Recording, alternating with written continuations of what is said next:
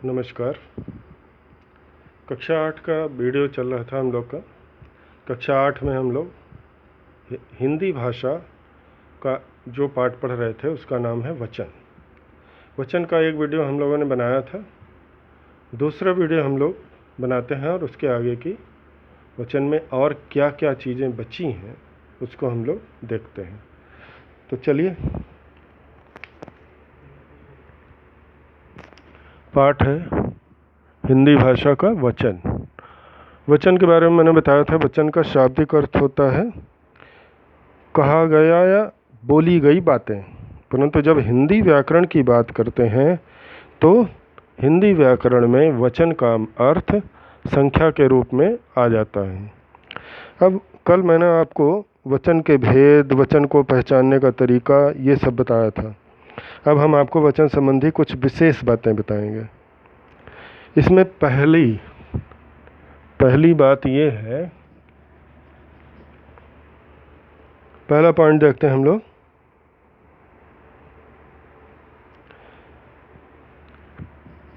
मान लीजिए जब किसी को सम्मान देना होता है, जब किसी को सम्मान देना हो, जब हम किसी को सम्मान देते हैं या किसी व्यक्ति के लिए सम्मान प्रकट करते हैं तो एक वचन को बहुवचन में प्रयोग किया जाता है। जैसे मान लीजिए हमने लिखा वाक्य मेरे पिताजी घर पर हैं। मेरे पिताजी घर पर हैं, ये आप देख रहे हैं। इसमें क्या है, पिताजी घर पर हैं।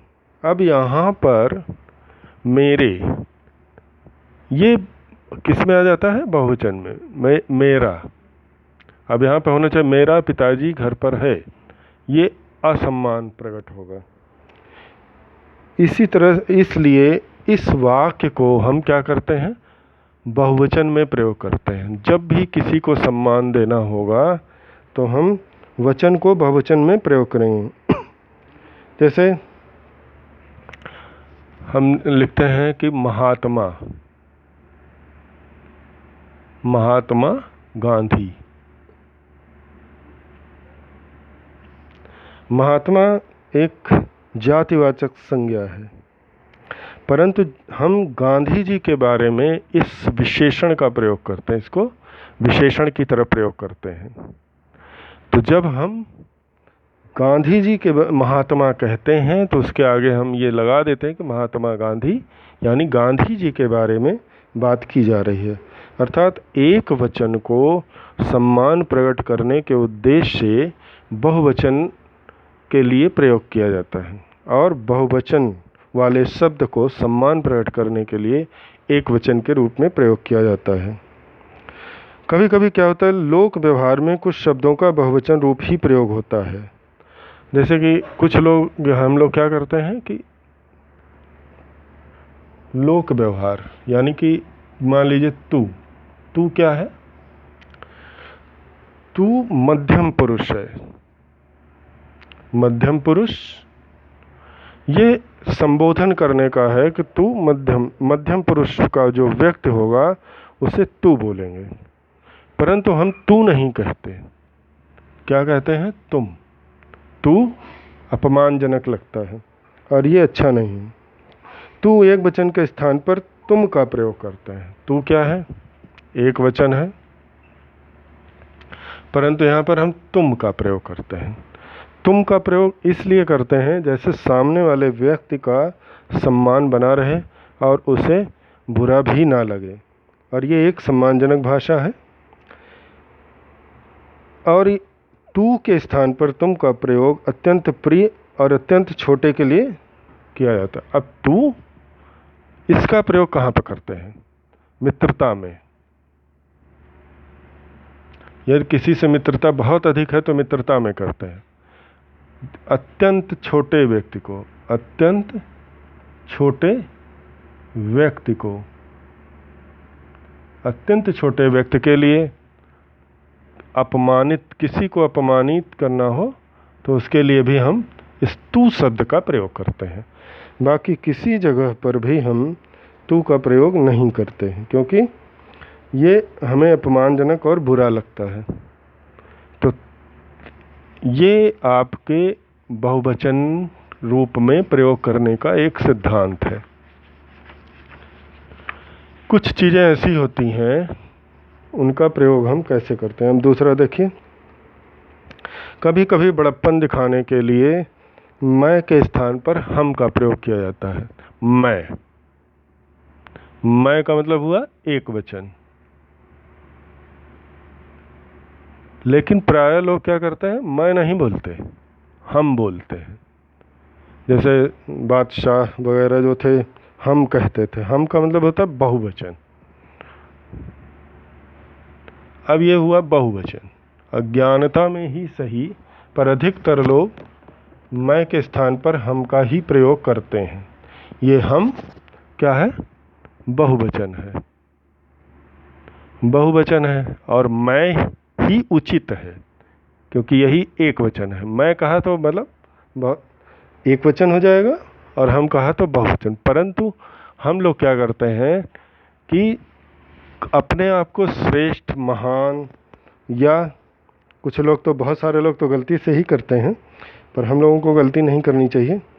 करें कभी अपने आप को श्रेष्ठ दिखाने, महान दिखाने, बड़प्पन के उद्देश्य से मैं के स्थान पर हम का प्रयोग करते हैं। जैसे मान लीजिए ऑफिस जाते समय पिताजी बोले हम शाम को 5 बजे आएंगे। अब हम में कौन कौन शामिल है, जाने वाले अकेले वही हैं, तो आने वाले भी अकेले वही होंगे, परंतु उन्होंने मैं के स्थान पर हम का प्रयोग किया। ये एक साधारण गलती है जिसे अब हमें नहीं करनी है। दूसरा, जिन संज्ञा शब्दों के साथ जाति, दल, सेना, समूह, देखिए जाति,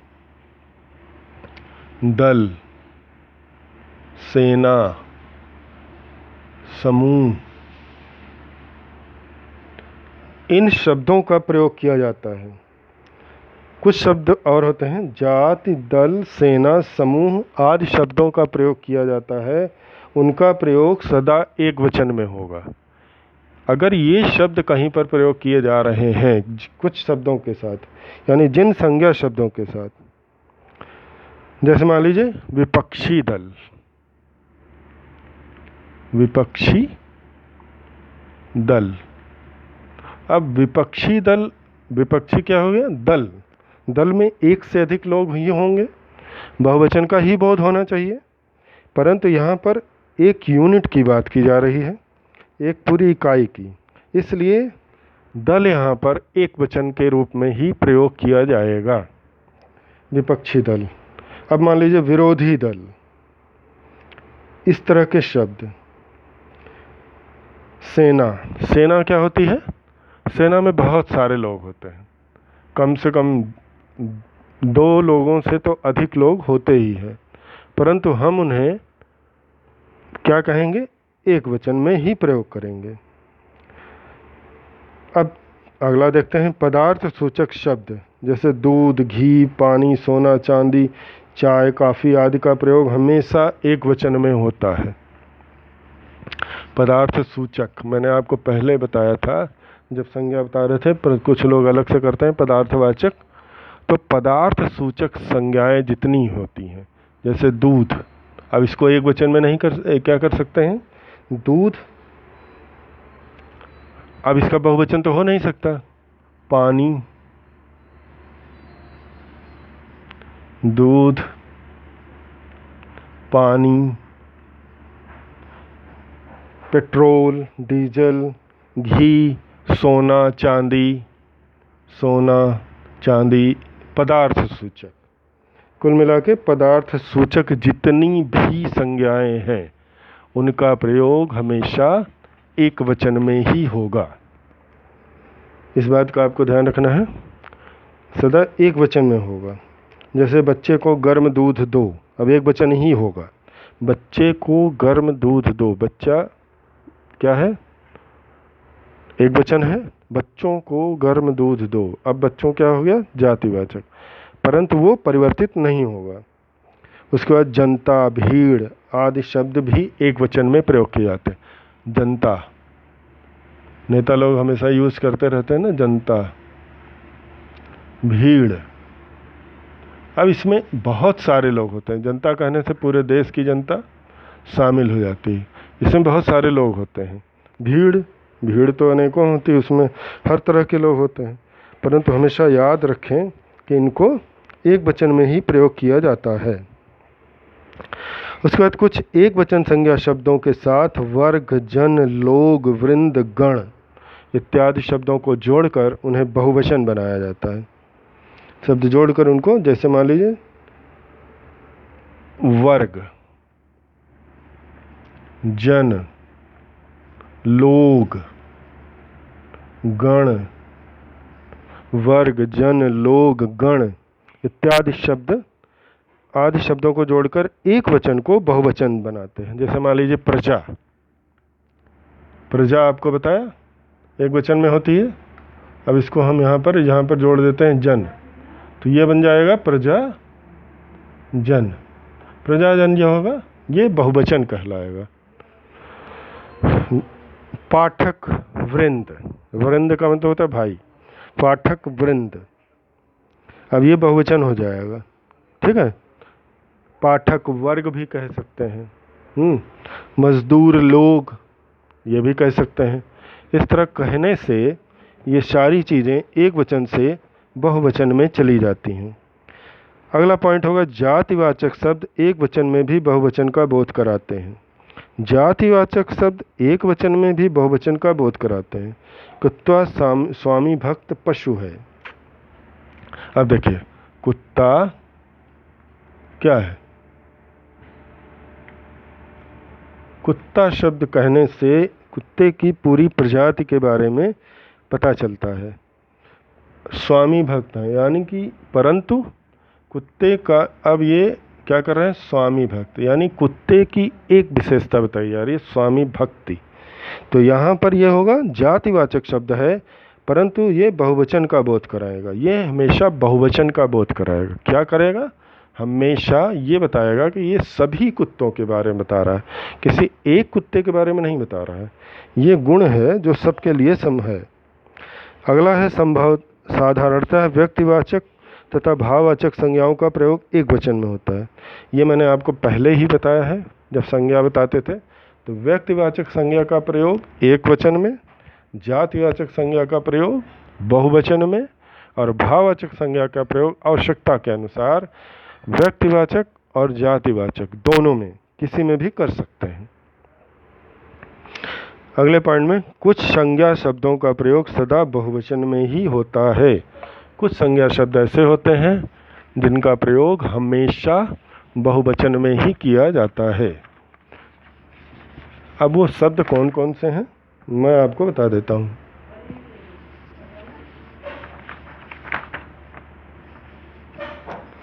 जैसे मान लीजिए दर्शन, दर्शन, दर्शन का मतलब हुआ देखना। दर्शन में क्या कहते हैं हम लोग? हम आपके दर्शन करने आए। ये शब्द सदा बहुवचन में प्रयोग होंगे। आंसू,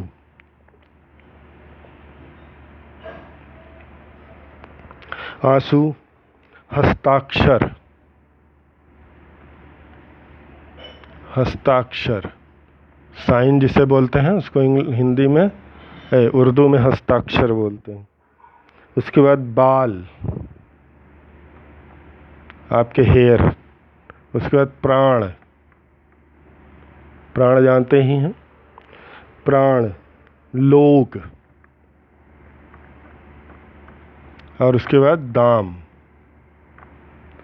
ये शब्द ऐसे शब्द हैं जो हमेशा बहुवचन में ही प्रयोग किए जाएंगे।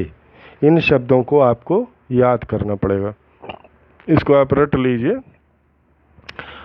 आंसू बह रहा है, नहीं, आंसू बह रहे हैं।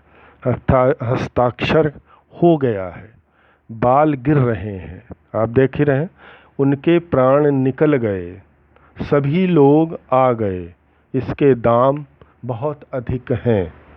इस तरह के शब्द आपको बताते हैं कि ये सभी बहुवचन हैं। ये सारे शब्द आपके बहुवचन में आते हैं। इस तरह से इतने